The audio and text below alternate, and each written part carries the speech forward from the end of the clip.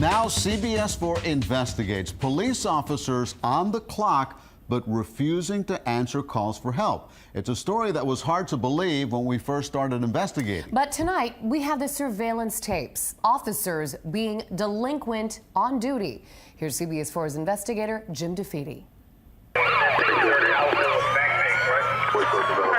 on 29 just occurred, 122-124 pass. 3:46 p.m. in the Kendall district of Miami-Dade County, and an armed robbery is in progress. 15 on 29 just occurred, 122-124 pass. We don't have anybody out, I didn't take it. The officer offering to respond is nowhere near the crime. It would be better if someone closer handled the call. So the dispatcher takes to the air again with added urgency. Attention all units of 29 just occurred with a gun, cash taken, subject's a black male wearing a black hoodie, blue jeans. He fled on foot. But there was someone closer, but he had his hands full. Instead of answering the repeated calls, Officer Dario Sakaris was canoodling with a young woman behind the Dayline Mall. As he continues to cuddle and kiss his girlfriend, his fellow officers were slogging their way to the call. Is there anybody on the scene? We're coming from a distance. We're not arrival yet. 18 minutes after the call first came in, units make it to the scene. By then, the suspect is long gone. Another day, another call. This one, a possible disturbance just across the street from the Dayline Mall. But investigators say they once again found Sakaris in the mall parking lot with his girlfriend. These surveillance videos, obtained by CBS 4 News, were taken by the police department's internal affairs unit.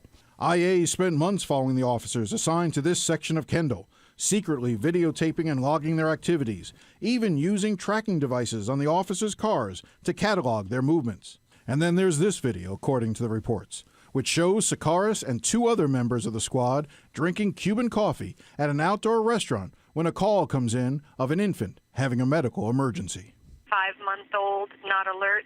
Kilo 3106, 341. Kilo 3106 is Sakaris, a high priority call indeed. Both paramedics and police are dispatched and expected to go full out with lights and sirens. It's all rough, man. There's no one around fire rise. Although he tells the dispatcher he's en route, Sakaris sits there drinking his coffee. Paramedics will ultimately tend to the baby boy, who will be fine. And while he never moves, Sakaris will reportedly write in his report that he went to the scene. Wasn't Sakaris worried his supervisors might find out what he was doing? Apparently not, because this is his supervisor. Sergeant Jennifer Gonzalez. Surveillance video shows her going to Kohl's, Target, and Lowe's. Star clerks ever helpful. Internal Affairs say she should have been on the road answering calls or supervising her troops at that time. They also claim she spent hours visiting her parents in Cutler Ridge when she was supposed to be patrolling Kendall. And she, too, has a boyfriend that investigators say she would sometimes rendezvous with while on duty. On this day, Sakaris happened to get into a traffic accident in Coral Gables, causing a fair amount of damage to both vehicles. The new vehicle, maybe $500.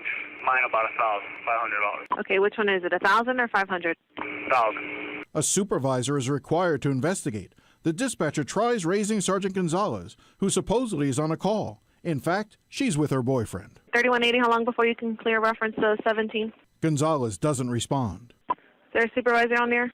A supervisor from another sector immediately responds. He wonders why Gonzalez isn't handling her own squad. QSL, can you check to see when she'll be clearing? 3180?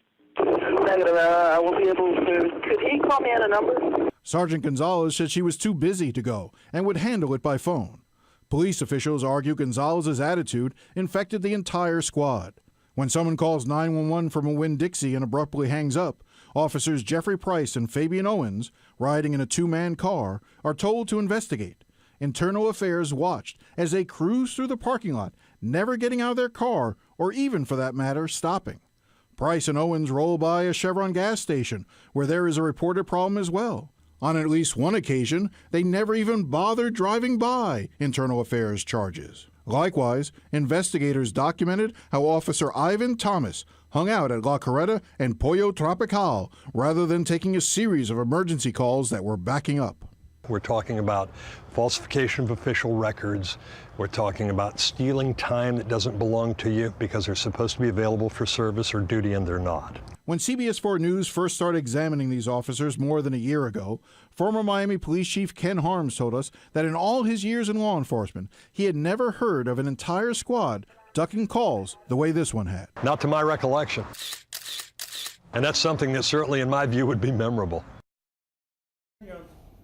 So what happened to these officers? Well, as we'll explain in greater detail tomorrow, Officers Huerta and Socorros and Sergeant Gonzalez were fired. The other officers received suspensions. And the ramifications from this event, well, they're still being felt today.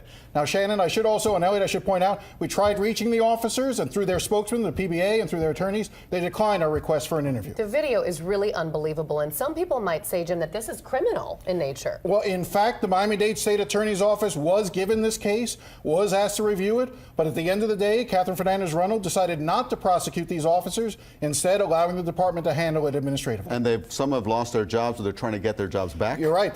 Some of these officers are trying to get back on the street. All of them are still licensed police officers, and if they don't get their jobs back in Miami-Dade, they could end up in a department near you. I'll look forward to your story tomorrow. Thank you. Jim.